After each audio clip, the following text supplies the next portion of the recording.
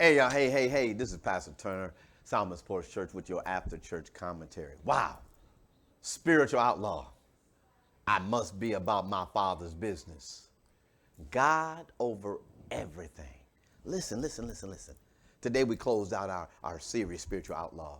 Um, and we figured out and we found out that we need to put God over every part of our lives. No matter who's talking to us, no matter who's pulling at us, we need to put God over every part of our lives. When we get upset and even when we're mad at God, we still need to put God over every part of our lives. Always following the norm and always following what the world tells us to do will not always bring God glory.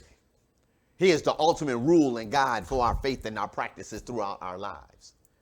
So if that's the fact, my brother and my sister, if that is the fact, then why do we put God behind other things? Why do we put God behind our vacations? Why do we put God behind? Let me say it correctly because I know how y'all think. Why do we put God second to our vacations? Why do we put God second to our friends? Why do we put God second to everything else? And if you don't know and you don't understand this, and I'm going to say it, anything you put before God is your God. Now, you may not believe that, but think about it. If God is your provider, if God is calling you to be a spiritual outlaw, but you say, no, the world is I got to do what the world says, I got to do what this says, then that becomes more important to you than God.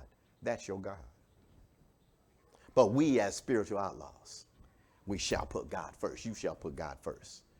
You shall. You sick, give that to God. You're sick and tired of being, give that to God.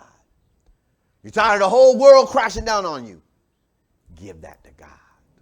And then do what he called you to do. Cross that line.